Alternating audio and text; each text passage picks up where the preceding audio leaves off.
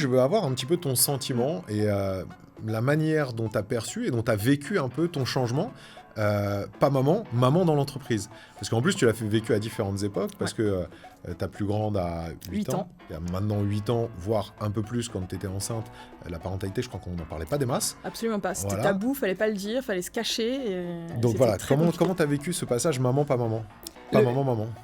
Ce qui se passe, c'est qu'effectivement, la période de la grossesse reste une période très compliquée pour la femme de manière très générale. Mais c'est une période où on va être très fatigué généralement, où on peut avoir des nausées, des problèmes de vertige ou autre. Et tout ça, on doit le cacher aux yeux du monde. C'est une période où aussi, on dit que les 3 mois, c'est la période la plus compliquée parce que potentiellement tu peux perdre ce petit bébé qui est naissant en toi. Et ce tabou qui te pèse, finalement, c'est un vrai poids, c'est une vraie charge mentale supplémentaire. Alors qu'en fait, si on pouvait dire dès le premier jour, je suis enceinte, et accompagner la parentalité, je pense que ça changerait beaucoup de choses. Le barbu qui parle RH, c'est du miel dans vos AirPods. Bienvenue dans le monde du RH qui bouge et qui prépare aujourd'hui le monde de demain. Moi, c'est Nico. Je travaille dans les RH depuis plus de 15 ans. Et je vous partage mon expérience à travers des clés et des interviews super stimulantes. Et pour nous accompagner, ce podcast est soutenu par le Figaro Emploi et a été produit dans leur magnifique studio parisien. Vous êtes prêts à attacher vos ceintures? C'est parti! Bonjour à toutes et à tous. Alors merci d'être présents pour ce nouvel épisode du podcast du Barbu qui parle RH. Et aujourd'hui, on va parler d'un sujet qui est ultra d'actualité, qui est de plus en plus important. On va parler de parentalité. Et pour parler de ce sujet, j'ai l'immense honneur et le plaisir d'accueillir Aurore Baudry. Salut Aurore, comment ça va? Salut, ça va très bien Nicolas, merci de m'accueillir. Bah écoute, ça me fait très plaisir. Et tu sais quoi?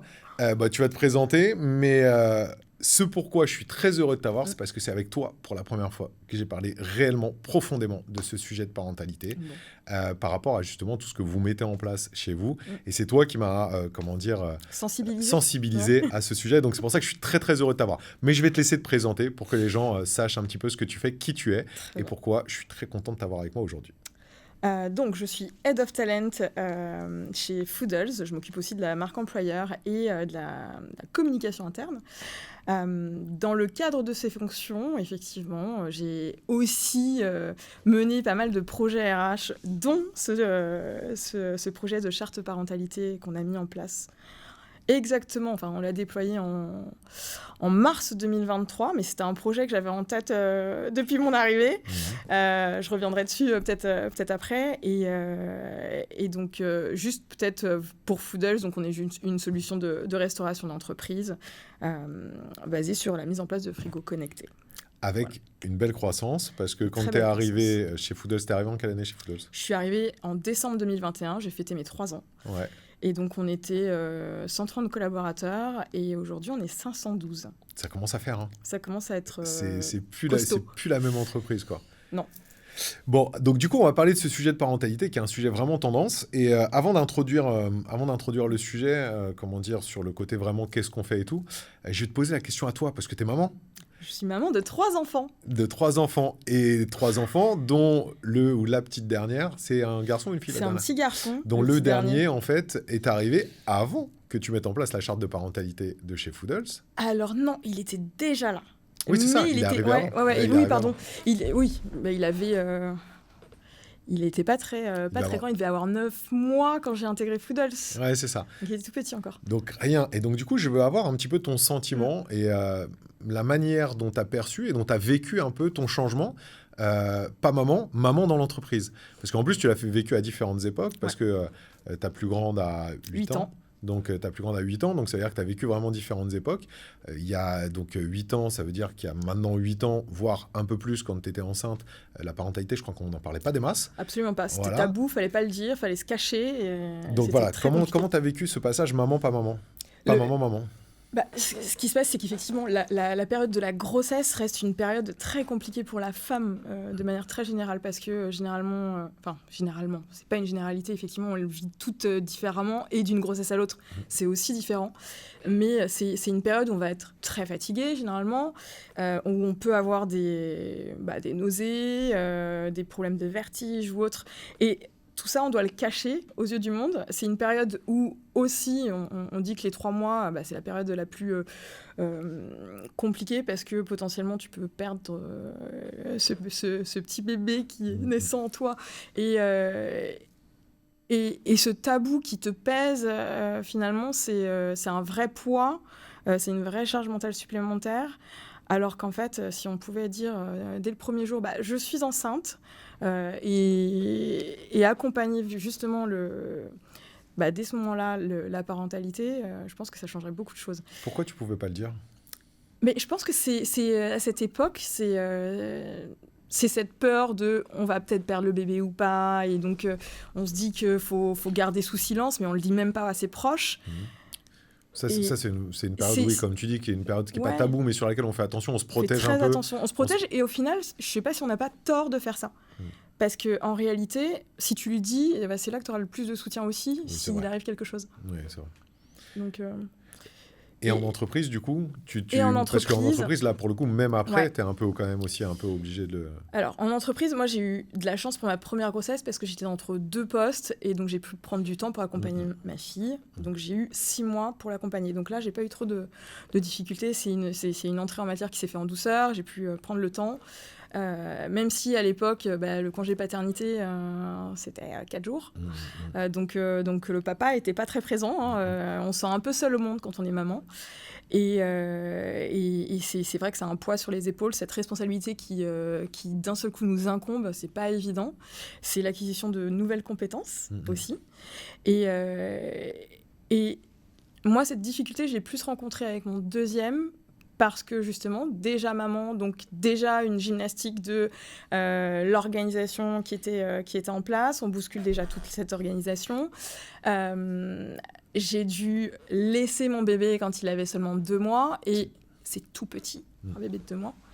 Et là, je trouve que c'est très difficile pour une maman. Mais peut-être que ça l'est aussi pour les papas, faut leur poser la question. C'est pareil, quand t'es papa, c'est pareil, c'est la même chose. C'est laisser son gamin, parce que nous, c'était pareil, laisser c'est pour moi, ma fille, entre 2 et 3 mois, c'est compliqué, on est bien d'accord. Voilà, donc effectivement, on est dans une société française qui fait des efforts, et on voit qu'il y a des mouvements qui sont en place pour accompagner la parentalité, mais ça reste une période difficile. Et puis le postpartum reste difficile, la reprise de fonction post-accouchement.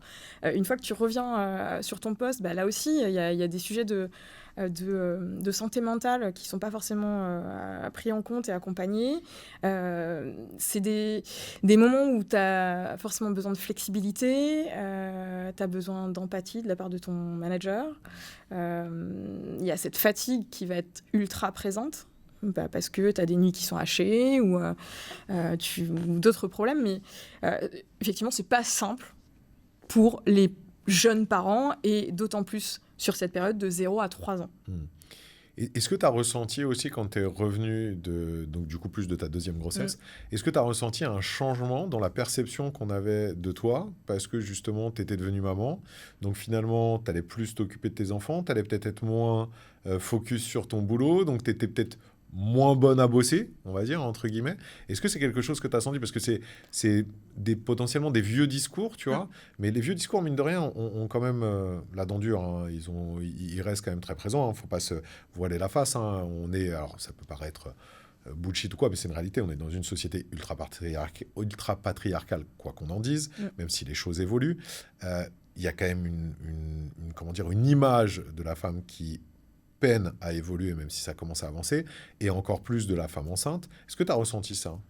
Alors non, j'ai eu la chance, moi, d'être dans une boîte hyper bienveillante et dirigée par des femmes. Donc qui étaient forcément, ça change la donne. Donc ça change la donne. Par contre, là où ça a été plus dur, c'est sur ma 3e grossesse. Parce que là, on m'a dit, tu prendrais pas un petit peu de temps pour t'occuper de tes enfants ? Il est peut-être temps là maintenant. Non, en fait, moi j'ai envie d'être dans la vie active, et j'ai pas envie d'être mère au foyer, en fait. Et j'ai encore plein de choses à prouver. J'ai de l'énergie, j'en ai envie, et l'expérience m'a montré que vraiment, je m'ennuie à la maison avec mon enfant. Je ne veux pas y rester. J'en connais d'autres comme toi.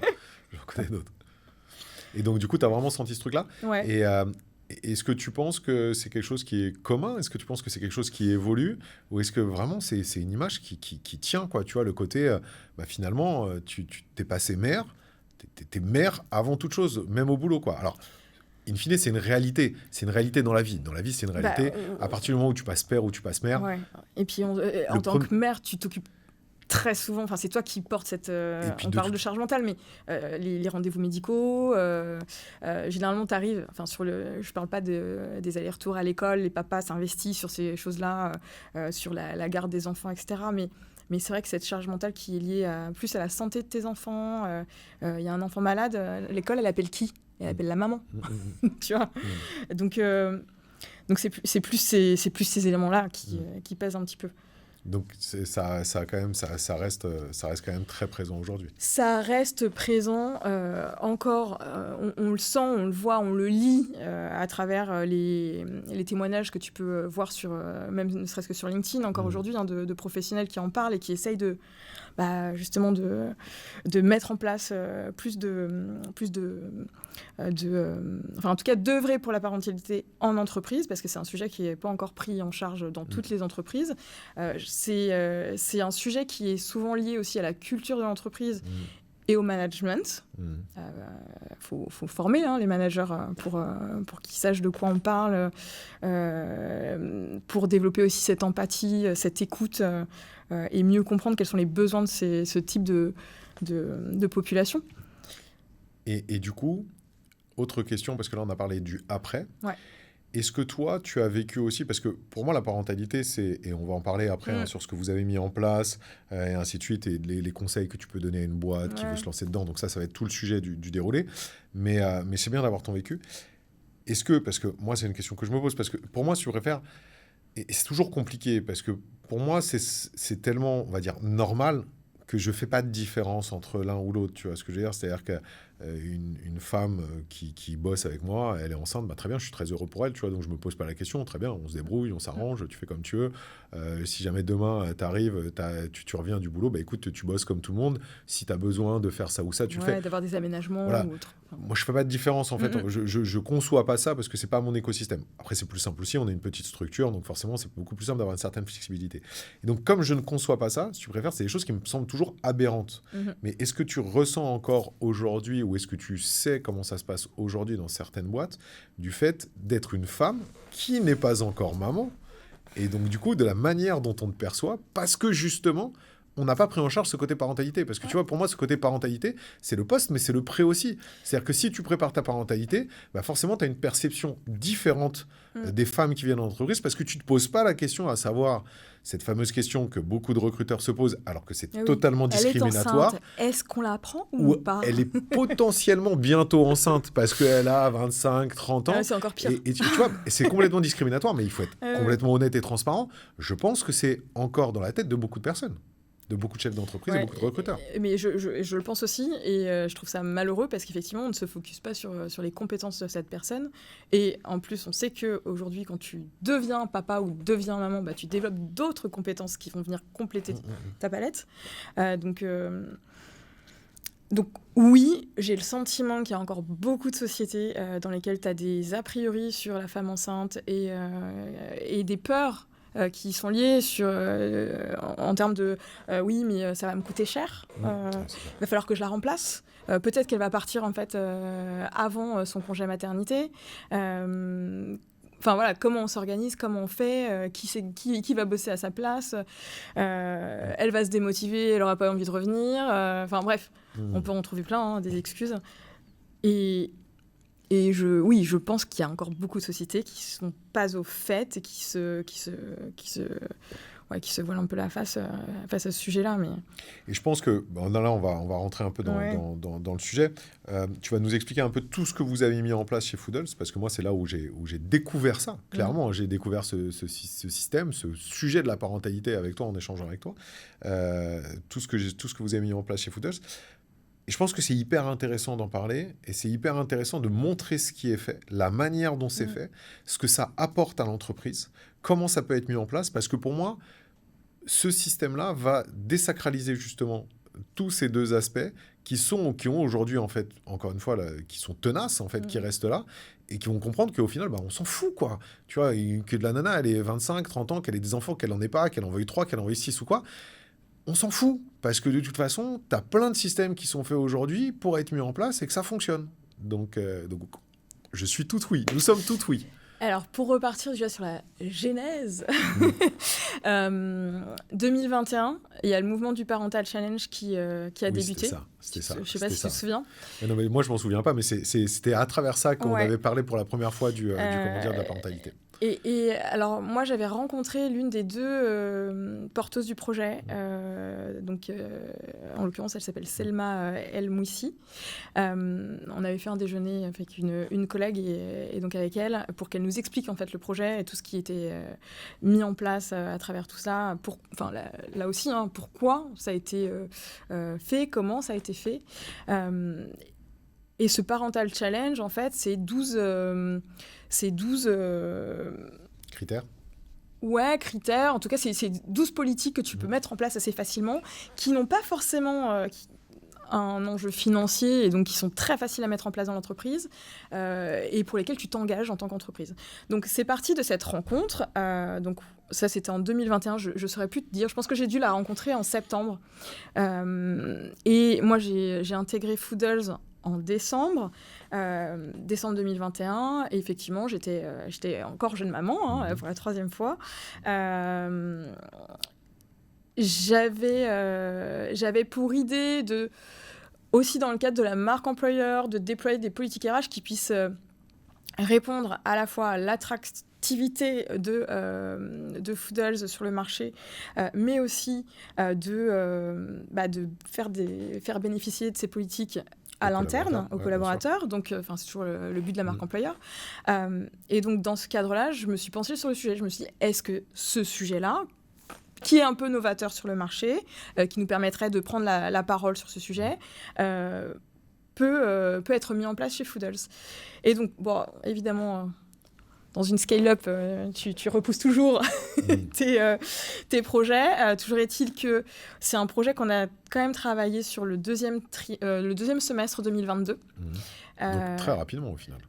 Oui, en fait, j'ai attendu d'avoir une stagiaire à mes côtés pour m'aider à déployer, surtout à déblayer le sujet, parce que ce Parental Challenge, il est assez dense, assez lourd à intégrer. Et puis... en dehors de ça, il faut quand même que tu compares aussi avec ta convention collective, ce que dit le droit du travail, voir quelles sont les possibilités pour l'entreprise aussi. Et donc, on a fait un petit travail d'étude auprès de nos collaborateurs. Donc, à ce moment-là, on était 287 collaborateurs et parmi eux, on avait 84 parents. Donc, 30% c'est beaucoup. de parents dans les effectifs. Donc, quand tu dis, on a 30% de parents, ça vaut le coup de mettre quelque chose en place. Bien sûr. Et donc, la première chose qui est ressortie, c'est que, et ça, c'est très en lien avec une étude qui est sortie en 2023 aussi. Je vois sur mes notes, mais The Boson Project, c'est un cabinet de conseil justement qui a fait une étude sur l'engagement au travail, sur le travail et la parentalité, qui disait qu'il y avait 77% des personnes interrogées qui considèrent la conciliation travail et parentalité comme difficile, voire très difficile. Et nous, sur l'étude qui a été réalisée, c'est simple, on avait 78% de ces parents qui disaient ne pas avoir suffisamment d'informations, d'être en tout cas suffisamment alertes sur leurs droits en tant que parents. Déjà, ça c'était un fait. Ça c'est la première chose. Et puis on a creusé un petit peu quels sont finalement les besoins de nos parents dans cette société, sachant qu'on était sur une population aussi qui était de 31 ans en moyenne d'âge. Donc forcément, une population de 31 ans, tu te dis bien qu'ils vont être sujets aussi bien de sûr. Plus en plus à la parentalité, à devenir parents. Ou coparents. Et donc, ce qui est ressorti de cette étude, c'est d'une part, effectivement, on ne connaît pas nos droits, première chose. Deuxième chose, on a besoin d'aide sur des moyens de garde de nos enfants. Troisième chose, je ne sais plus ce que c'était. Besoin de flexibilité peut-être ? Besoin de flexibilité, exactement. Bravo. Tu vois, finalement, tu connais bien le sujet. Mais j'ai suivi le Parental Challenge, j'ai suivi. Ouais. Besoin de flexibilité, effectivement. Ça, c'était le troisième point qui ressortait de notre étude en interne.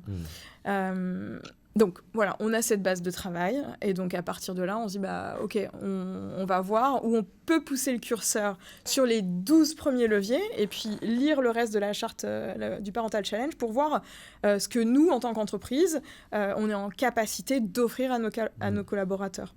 Où est-ce que, jusqu'où on est capable d'aller. Donc ça a donné lieu effectivement à la naissance de cette charte de parentalité qui est adapté et vraiment personnalisé pour Foodles. Et donc, on l'a déployé le 8 mars 2023. Alors, le 8 mars, parce que, forcément, Journée internationale des droits des femmes. Et c'était pas... cette charte de parentalité, évidemment, elle s'adresse à tout le monde, pas que aux femmes. Et c'était vraiment le petit clin d'œil pour dire, on remet les bases, on se met tous à niveau. Et l'objectif aussi de cette charte de parentalité, c'est d'apporter de l'équité dans les parcours de parentalité. Parce que, on le sait, tu as différents parcours, tu as des grossesses classiques, qui c'est finalement le parcours le plus facile, qui est connu... plus facilement de tous, mais il y a les parcours PMA qui sont souvent très lourds aussi à gérer psychologiquement, et puis il y a les parcours d'adoption. Donc déjà, l'objectif c'est ça, c'est de voir comment on peut aligner les droits pour les parents et les coparents sur ces différents parcours de parentalité, et puis ensuite répondre à chacune des... en tout cas, chacun des points qui est remonté dans cette étude, justement. Et concrètement, donc cette charte parentalité, pour donner quelques exemples de son application, on a... là où on a poussé un peu le curseur et où on était... un peu précurseur, c'est que par exemple c'est pas un terme qui est très joli, la fausse couche, mais pour les fausses couches, en fait, on a mis en place 3 jours rémunérés qui sont offerts aux collaborateurs, qu'ils soient justement, encore une fois, là c'est aux parents comme aux coparents, c'est la même chose et sans besoin de justificatif médical. Ce qu'on demande, c'est un justificatif sur l'honneur, en fait. C'est vraiment de la confiance et donc ça c'est quelque chose qui était assez fort parce que c'est passé, il me semble, en janvier de cette année dans la loi. Je savais pas. Ouais. Ok.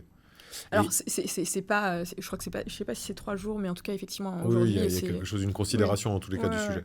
Et pour les parents, en dehors de la fausse couche, pour les parents, vous avez mis quoi en place, du coup, il y a des jours enfants malades, bien évidemment, qui sont liés là au nombre d'enfants que tu vas avoir dans la fratrie et à l'âge de l'enfant. Des enfants, effectivement, qui ont moins de 12 ans, tu as un nombre de jours qui sont rémunérés, qui sont plus importants que si tu as des enfants qui sont adolescents, ce qui paraît assez logique.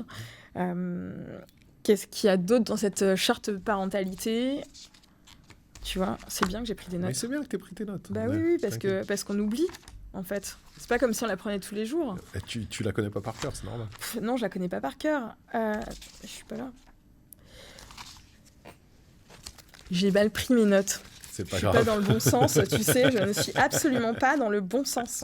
C'est pas grave. Qu'est-ce qu'on a mis en place chez Foodles ? Tac, tac, tac. Ouais, c'est ce que je te disais. Donc, les jours, l'alignement des droits, donc on en a parlé. Le droit à la déconnexion, effectivement, avec la limitation de l'organisation de réunions avant 9h et après 18h. Ça, c'est quelque chose aussi qui est hyper important parce que tu permets aux parents, du coup, d'assurer son rôle de parent pour amener son enfant à la crèche, à l'école, mais aussi le récupérer le soir et faire avoir cette deuxième vie dans la journée. Cette charte, elle s'applique quelle que soit l'ancienneté. Donc, même si tu es en période d'essai, en fait, elle est valable pour toi. Et on a tenté de mettre en place un système de babysitting intercollègues. C'est cool, ça. Ouais. Ça a marché ? Non, pas du tout. Mais l'idée était bonne. Il y a un problème logistique dans cette histoire. Mais on avait tenté, on avait voulu le mettre en place. On s'était aidé de la plateforme Vendredi pour ça. En fait, le principe, c'est mon enfant est malade, mais j'ai une réunion qui était prévue avec un client qui est hyper importante. Est-ce que j'ai un volontaire chez Foodles qui veut bien garder mon enfant le temps de... Voilà, donc système de solidarité Mais c'est hyper au sein intéressant. de C'est Food hyper Apps. intéressant. Mais, Et ça coûte rien à l'entreprise, Ouais, mais c'est ça. pour le coup. Donc, c'est vraiment hyper intéressant. Ouais. Et du coup, un an après, parce que vous avez mis ça en place le 3 mars Ouais. 2023, mais un an après, comment ça se passe? Quels sont les résultats? Un an après, on a 24 bébés de plus dans les équipes. Bah déjà, c'est bien. Ça veut dire que ça pousse. Ouais. Mais du coup, est-ce que la productivité est tombée? Est-ce que tu t'aperçois qu'il y a eu des gens qui en ont un peu surprofité, des gens qui ont Non. faké? Enfin, qu'est-ce que tu en fais comme constat? Un an et demi après, plutôt. Alors, il n'y a pas de surprofit, il n'y a pas d'abus, clairement. On sent que ça a porté ses fruits plus sur une question de fidélisation et les gens n'ont plus peur, effectivement, d'annoncer une grossesse ou je suis papa et je voudrais prendre mon congé paternité, comment ça se passe, et de poser des questions, en fait. Parce qu'il y a un référent parentalité qui a été désigné dans l'équipe RH et donc qui permet d'avoir une réelle confidentialité. Ça a permis aussi de former les managers et là aussi d'avoir on parlait d'empathie tout à l'heure, mais cette empathie par rapport à la situation momentanée, parce que ça reste du momentané sur les conditions d'une personne, c'est avoir un regard un peu plus souple et adapter le poste quand c'est possible et nécessaire. Cette charte parentalité, en réalité, elle aide beaucoup plus nos populations opérationnelles que nos populations sièges, parce qu'on a plus de flexibilité sur des fonctions qui sont cadres ou qui vont pouvoir faire du télétravail de temps en temps, forcément. Même si on en convient, faire du télétravail avec un enfant, à moins de le mettre derrière un écran, c'est pas très facile. C'est pas facile. Ça se fait, mais c'est pas facile. Voilà. On est d'accord. Voilà. Donc les jours enfants malades, en fait, ils sont là aussi pour ça. Et c'est une vraie solution pour ces parents-là, surtout. Et donc oui, plus de fidélisation, 24 bébés et puis 6 femmes enceintes actuellement, tu vois. Très cool, mais plus de compréhension aussi. C'est ça que, plus d'écoute, plus de compréhension. Dans ce que tu dis, tu vois, la formation et tout, je trouve que c'est hyper important parce que du coup, ça permet aussi aux managers, s'ils l'appréhendent différemment, de pouvoir mieux gérer leurs équipes.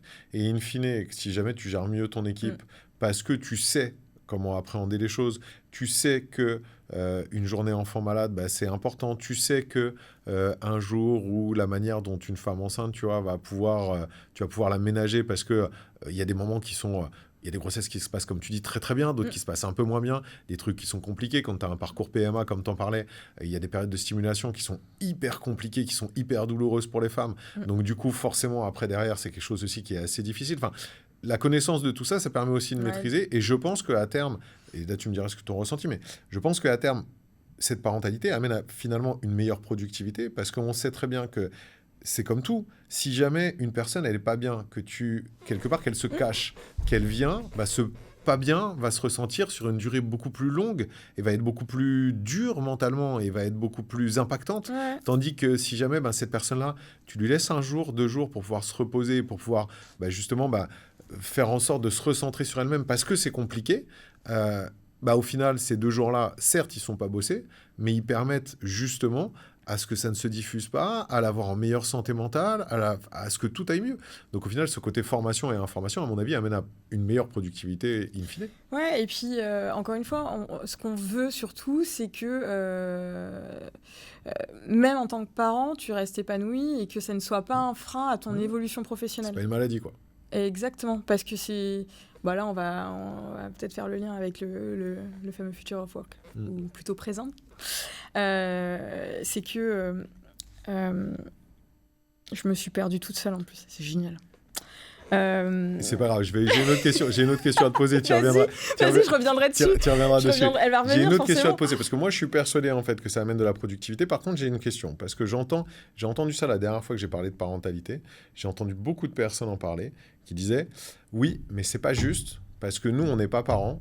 On n'a pas le droit à tant de jours de congé. Et donc, du coup, c'est pas équitable dans une entreprise, le fait de faire une charte de parentalité. Et c'est-à-dire qu'il y a des personnes qui en profitent, alors que nous, on ne peut pas en profiter.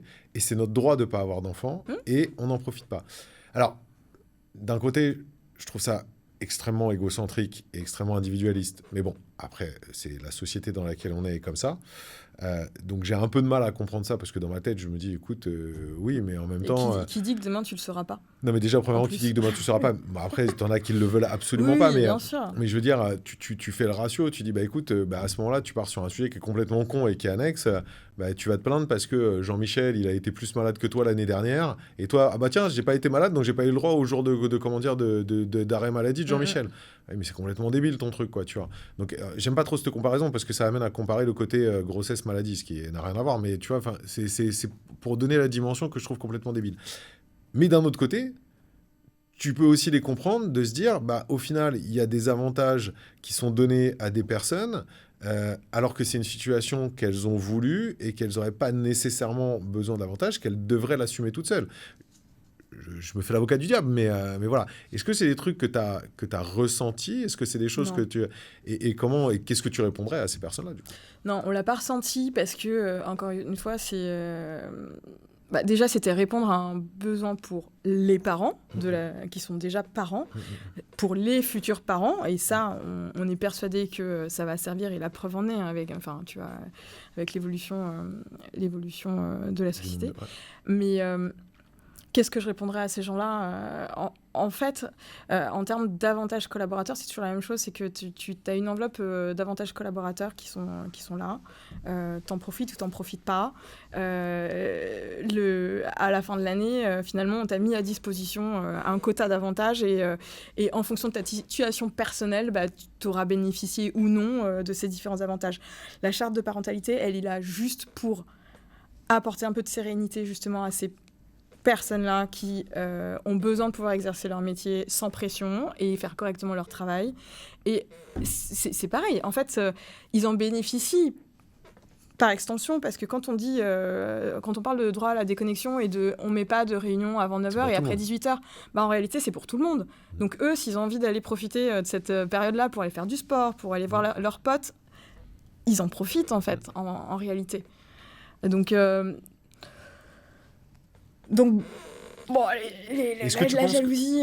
Est-ce que tu penses que si ta charte de parentalité, elle est bien travaillée, en collaboration avec tout le monde, et qu'elle montre quelque part que ça fluidifie le travail et que ça favorise le bien-être global, en fait, parce que je parle d'un bien-être global dans le sens où c'est toujours pareil, je reviens sur l'exemple, si tu as une personne qui est pas bien, qui est mal, donc du coup elle va moins bien bosser, elle va être moins concentrée, ça va rejaillir aussi sur ses collègues et tout.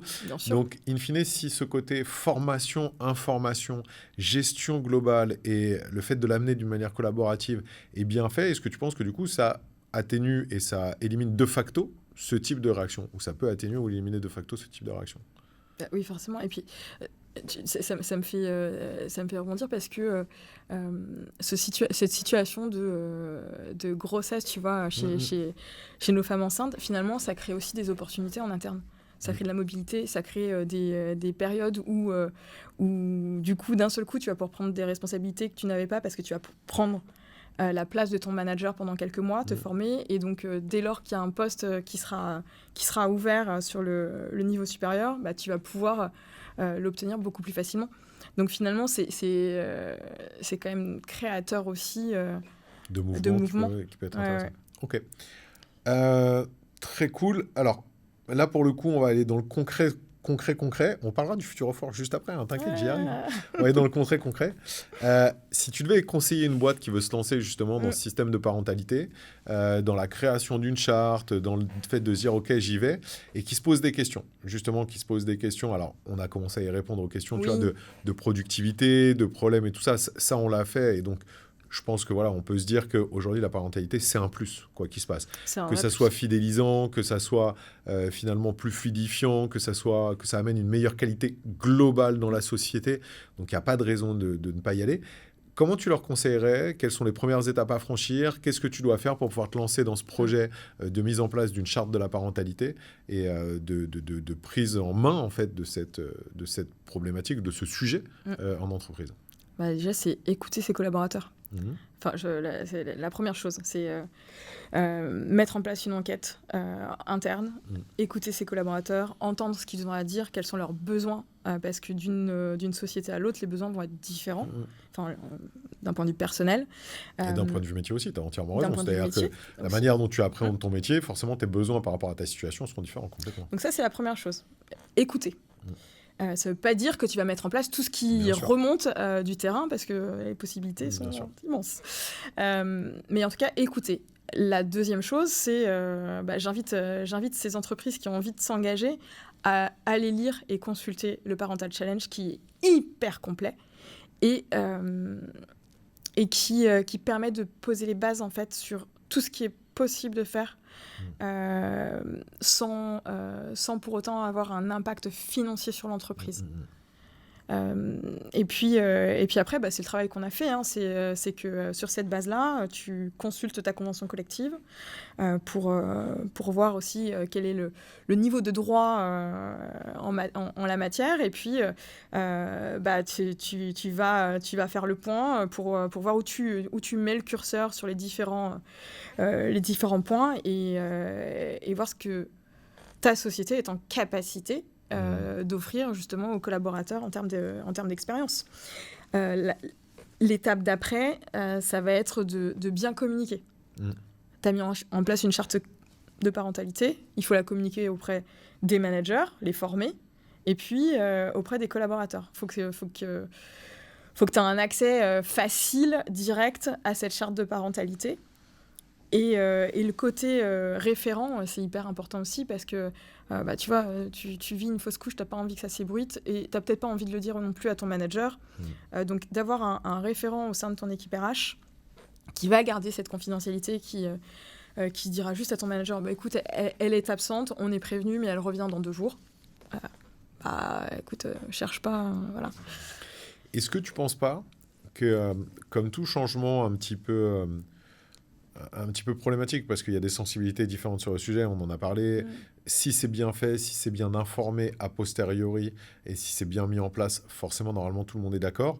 Mais pour faciliter ce a posteriori, est-ce que tu ne penses pas qu'il faut, avant de lancer ton travail sur la charte de la parentalité, petit serpent, t'inquiète, pour lancer ta charte de la parentalité, est-ce que tu ne penses pas qu'avant, en fait, une fois que tu es sûr de vouloir te lancer dedans, il ne faudrait pas avoir justement ce côté, tiens, on va faire une communication sur le fait qu'on va se lancer sur le sujet de la parentalité pour telle raison, et parce qu'on a vu qu'il y a telle entreprise qui s'était lancée dedans, que les résultats sont ça, et donc que du coup, on pense que c'est important pour nous et que tout le monde va pouvoir s'y retrouver parce qu'on va faire les choses correctement.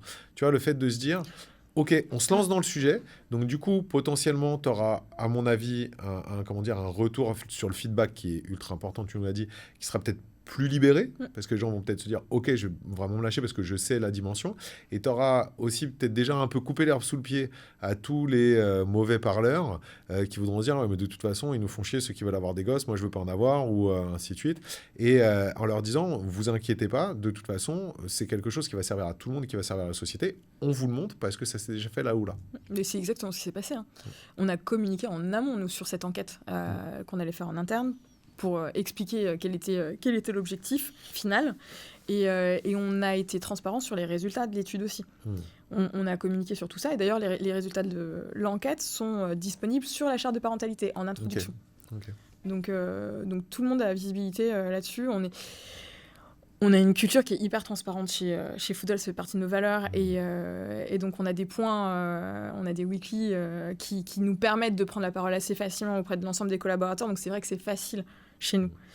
Mais oui, c'est indispensable, effectivement, d'avoir cette communication en amont qui explique le pourquoi du comment on va faire.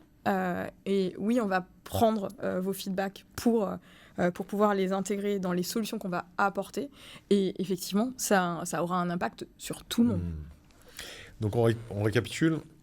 Information en amont sur le projet, sur le pourquoi, le comment, qu'est-ce qu'on va faire et les bons exemples, en fait, les bons doux qui ont été faits. Deuxième point, feedback. On récupère l'ensemble du feedback de l'ensemble des collaborateurs, je pense, parce que ça aussi, c'est quelque chose d'important, de l'ensemble des collaborateurs pour savoir qu'est-ce qu'ils attendent de nous. Troisième point, on crée au final cette charte par rapport à ses attentes, par rapport à ce qu'on veut, par rapport à ce qu'on pense, ainsi de suite. Quatrième point, qui est On concomitant, on informe. Non, Allez, quatrième point qui est concomitant. Alors, au troisième, c'est on la crée en corrélation avec le parental challenge? Non, avec Attends. le droit, en fait, avec la Oui, légalité, pardon, la avec convention la collective. convention collective et Ouais. ainsi de suite. Et cinquième point, on informe. Et On là, on fait informe une et on sorte de... forme. On informe, on forme, on Ouais. fait une sorte de révélation, comme si on faisait une Mm. révélation sur la marque employeur. On fait un gros truc qui explique, voilà, on lance la parentalité, le pourquoi, le comment. Et normalement, avec tout ça, on devrait être bon. Ouais. Ok. Et après, on peut l'exploiter en marque employeur. Complètement. Mais c'est vrai, tu perds pas le nord, mais c'est une réalité. Après, tu peux l'exploiter en marque employeur, mais c'est exactement ça. Mais la marque employeur, c'est de toute façon ce que tu fais à l'interne qui doit être fait montrer à l'externe. Donc c'est exactement oui, ça. Ok. c'est ça. Bon, on a parlé de la société patriarcale dans laquelle on est. Hein. On a commencé par là, du fait que c'était pas forcément facile d'être une femme aujourd'hui, c'est pas forcément facile d'être une femme enceinte. Et les mythes et les clichés ont la dent dure et sont là. On a avancé sur le côté, qu'est-ce que vous avez mis en place pour cette parentalité et qu'est-ce que ça a apporté, les bienfaits, le bien-être collectif, la fidélisation, l'attractivité que vous avez chez Foodles. On a fait le point aussi un petit peu sur comment on le met en place, les grandes étapes à mettre en place pour pouvoir y aller et pour pouvoir se lancer dans ce sujet qui est aujourd'hui hyper important. Dernière question avant de se quitter, tu le vois comment le future of work au sujet de la parentalité? Tu vois vraiment... un côté se développer encore plus que ça ne l'est aujourd'hui, déjà d'un point de vue, sujet en tant que tel, et dans les entreprises, ou est-ce que tu penses que ça va faire flop parce que de toute façon, notre société étant ce qu'elle est, elle n'arrivera pas à bouger, on va rester dans un statu quo assez important. Non. Le future of work, il faut qu'il se rapproche le plus possible du présent. Parce que cette génération Y de trentenaires, quarantenaires, elle a besoin de ça. On est sous pression en tant que parent parce qu'on doit être bon dans toutes les sphères. Hein. On doit être bon au travail, on doit être bon dans sa parentalité. Et ça, c'est une pression énorme. Donc le sujet de la parentalité, il doit être pris en charge et il doit être pris en compte dans toutes les sociétés. J'aimerais que ce soit le cas. Hein. Non.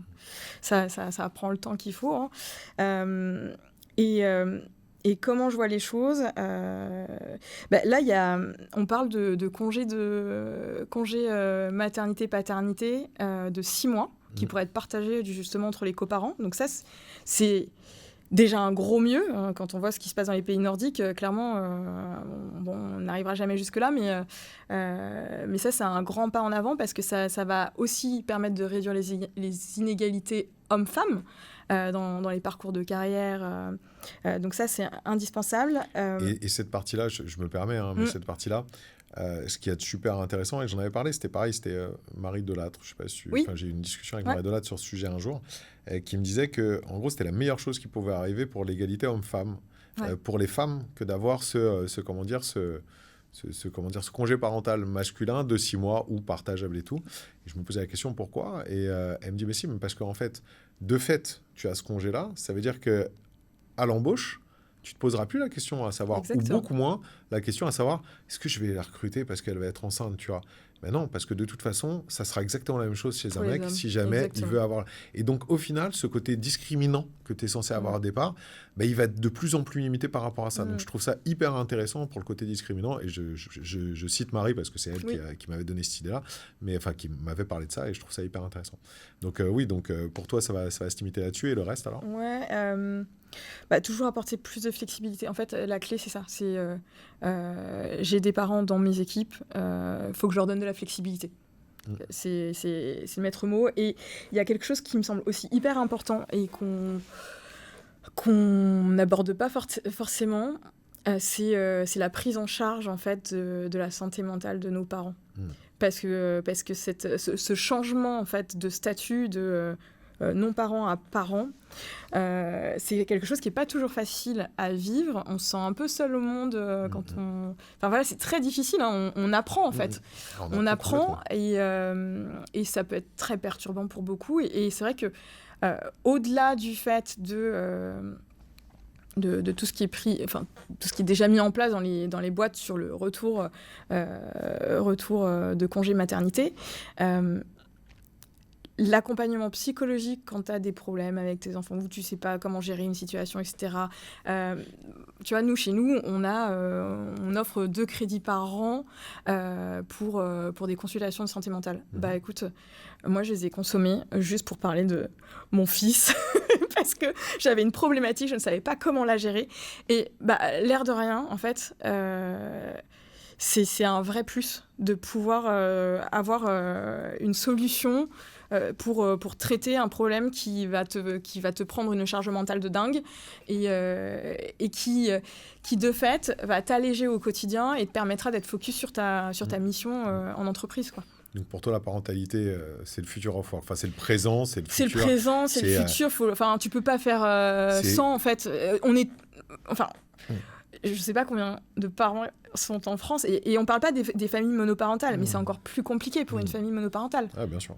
Donc oui, c'est indispensable de prendre l'être dans toute sa globalité, et d'autant plus quand on parle de future of work, on sait que l'équilibre pro-perso est hyper important, et que sur ces générations à venir, justement, ils sont hyper regardants sur cet équilibre, et ils feront toujours passer leur vie perso avant la vie professionnelle. Donc si c'est pas l'entreprise qui à un moment donné fait le nécessaire pour les accompagner sur leur bien-être. Ouais, j'ai un peu plus de réserve que toi, parce que je pense qu'on est encore dans un monde qui a du mal à bouger sur ces choses-là. Oui. Ça va bouger, mais je pense plus lentement que prévu, enfin plus lentement que ce que tu espères, parce qu'on a encore malheureusement beaucoup de chefs d'entreprise pour lesquels c'était mieux avant, qui sont encore vraiment dans ce système patriarcal, donc pour lesquels il y a une... Ouais, mais c'est quand même... Ouais, mais c'est beaucoup de chefs d'entreprise qui sont comme ça. Mais... Et ils sont encore là. Et les entreprises fonctionnent. Et il y a du turnover à l'intérieur. Et il y aura du turnover à l'intérieur. Mais c'est pas grave parce qu'ils recruteront des personnes. Ils trouveront. Et parce qu'en fait, pour eux, c'est pas eux le problème. Le problème, c'est les personnes qui ne veulent pas travailler de la même manière que eux l'imaginent. C'est-à-dire qu'ils ont du mal, en fait, à voir le monde du travail changer parce qu'ils pensent que le monde du travail, c'était le monde du travail d'avant. Et ils pensent pas, en fait, que c'est une bonne évolution. Et après, ça se débat, il n'y a pas de souci là-dessus. Mais ils ne pensent pas que ça soit une bonne évolution, et ils pensent justement que ils doivent rester, et c'est eux qui ont la juste parole. Et je pense qu'on a encore toute une génération, alors peut-être pas une génération entière, mais je pense que tu as quand même une bonne génération de chefs d'entreprise. Il va falloir attendre qu'ils arrivent à leur retraite. Ouais, c'est ça. Je pense une bonne dizaine, quinzaine d'années avant que tu aies un vrai... Ça va arriver, ça va avancer, mais je pense que tu as encore une bonne dizaine, quinzaine d'années avant qu'il y ait un gros boom. J'espère avant, mais avant qu'il y ait un gros boom, tu le vois très bien. Les réactions de ces personnes dont tu parles, et il y en a énormément.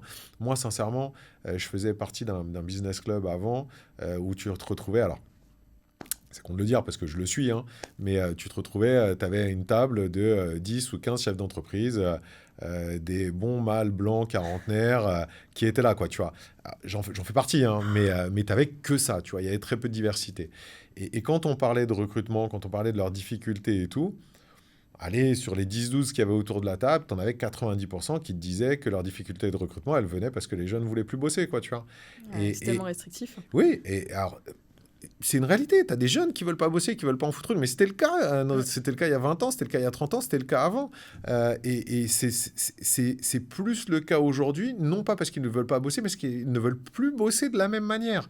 Et ils ne se transposent pas, en fait, sur ce changement de modèle, sur ce changement de paradigme, parce que pour eux, ça n'est pas normal, tu vois. Parce que ce n'est pas ce qu'ils ont vécu. Je pense qu'au niveau de la parentalité, c'est un peu la même chose, parce qu'on est aussi sur une génération de ces chefs d'entreprise pour qui la parentalité, en fait, ils l'ont aussi peu vécu, parce que c'était les femmes qui vivaient la parentalité beaucoup plus qu'eux ne pouvaient le vivre avant. C'est peut-être un cliché, mais je pense que c'est ce que je dis, mais c'est une réalité, parce que je le vois beaucoup autour de moi. Donc c'est pour ça que je pense que le future of work, enfin la parentalité dans le future of work arrivera, mais à mon avis, un petit peu plus long terme. Un petit peu plus tard. Et tu as raison dans le fait que si ces chefs d'entreprise sont papas d'une génération 30-quarantenaire, ça va tout changer parce qu'effectivement, ils auront eu ce rapport à la paternité et ils auront eu leur congé paternité, ils auront vu l'impact que ça a et tout le bénéfice de ça. Donc c'est sûr que ça va encore mettre du temps, mais en tout cas, c'est ce vers quoi il faut aller, c'est une certitude. Et puis, c'est une réalité. Les besoins évoluent, les envies évoluent sur ces générations-là. Si tu les écoutes pas, ces boîtes-là, à un moment donné, ils n'arriveront plus à recruter, de toute façon. On est d'accord, mais ce moment va changer un peu plus tard. Merci beaucoup, c'était trop cool. On a évoqué le sujet, on a parlé de plein de choses, de la perception et tout. C'était trop cool aussi d'avoir ta vision de maman, pas maman ou de pas maman, maman. En entreprise, je trouvais ça très bien. Nous expliquer ce que vous avez fait chez Foodle, c'est mettre des idées concrètes sur comment on la met en place. Donc vraiment, merci beaucoup Aurore. C'était très, très intéressant. Plaisir partagé. Merci à toutes et à tous d'avoir suivi ce podcast. Merci à toi Aurore. À très vite et moi je vous dis à très bientôt pour un nouvel épisode. Félicitations, vous avez encore écouté un épisode du Barbu jusqu'au bout. Le Barbu vous donne des clés pour décortiquer le monde du RH d'aujourd'hui et de demain. C'est gratuit et surtout, c'est fait avec le cœur. Le meilleur moyen de nous aider ? Vous avez juste à mettre un avis 5 étoiles sur votre plateforme d'écoute préférée. Je compte sur vous et à très vite. Merci encore au Figaro Emploi de soutenir le podcast du Barbu qui parle RH.